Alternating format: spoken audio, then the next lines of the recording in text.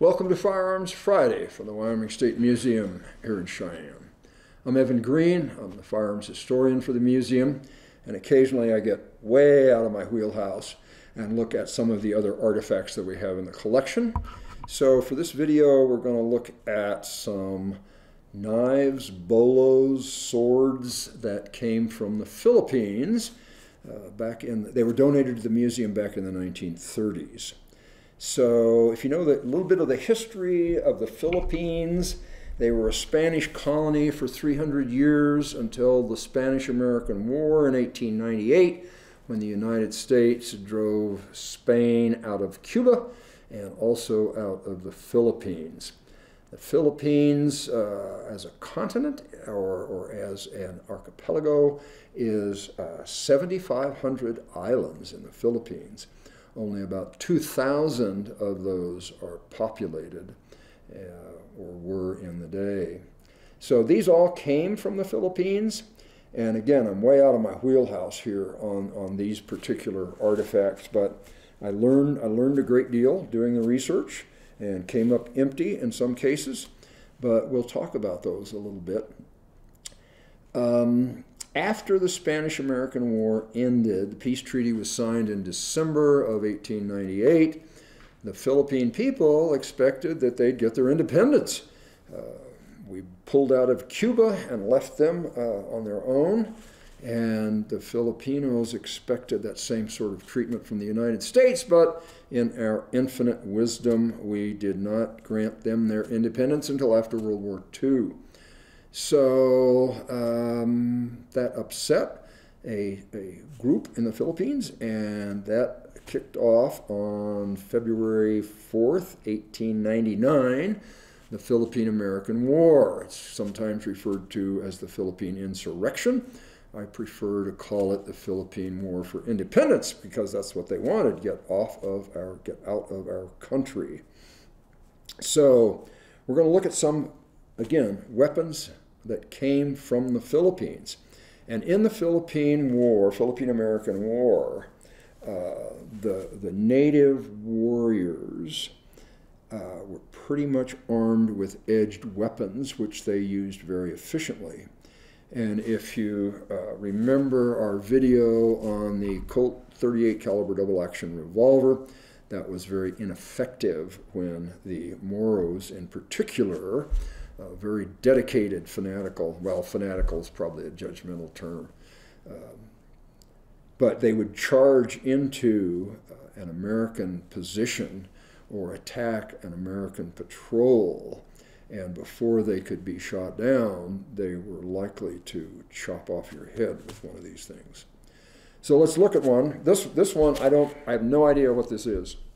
These Philippine edged weapons were in almost all cases individually forged in the village of origin. And there were numerous tribes of indigenous peoples, occasionally at war with one another, using these edged weapons. So this one, I have no idea what its function or purpose was. It could be, certainly would function as a weapon, but did it have also an agricultural or foraging use? Don't know, but it's pretty cool.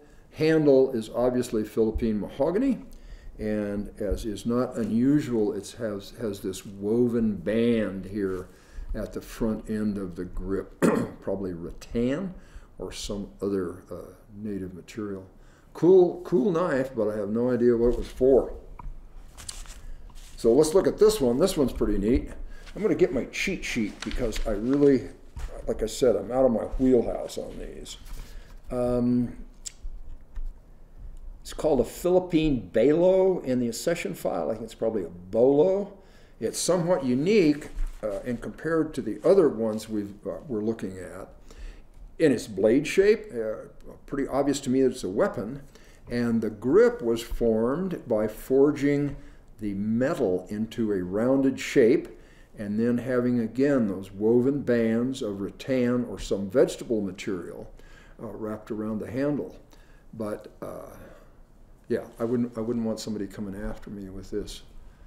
Kind of a unique blade shape. but obviously, and I guess this is primarily a weapon. I don't know that it would have agricultural or foraging uses. Okay, we're going to get rid of this one because it gives me the creeps.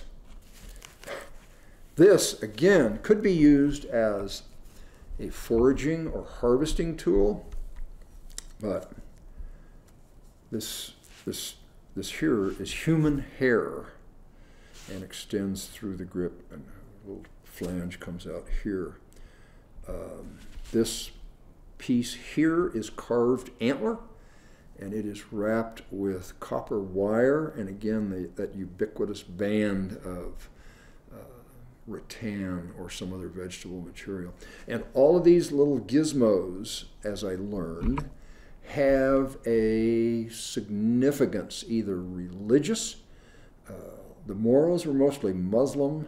The Philippines, probably 80–85% Catholic, with a minority of Muslims, particularly in the southern islands. This is carved antler, and you can kind of see that the shape of a prong from the main beam of the antler. Very elaborately carved. And again, all those little symbols have a meaning that escape me, beyond me. But let's hope that this hair was from his wife or his cousin and not something that he acquired in combat. But anyway, gives me the creeps. I'm glad to be done with it. This is a really typical one here. A little bit different construction. This figure on the end is a mythical sea serpent, and I forget the name for it. But it amazes me the handiwork that went into creating this sheath. And I'm not sure whether some of this is, it almost looks like turtle shell, because it is variegated and patterned and quite thin. So I think it might be from a tortoise or a turtle that covered the wooden parts of the sheath. This connection here at the front is also wood, and this has a bolo shape, and unfortunately the tip of this one is broken. But again, a dark mahogany wood, mahogany front end on that, and a metal piece here in the grip. So this is probably traditionally, I would say, is a traditional bolo shape. And again, they were very efficient in using this against American troops. So we got one more. This is another one. Kind of got a leaf-shaped blade. And this one, I'm pretty sure this is silver mounted. And I don't think this is mahogany because it's got kind of a cool grain pattern in it. Again, effective both as a weapon and as an agricultural or foraging tool. All of these, again, hand forged from materials in a local village.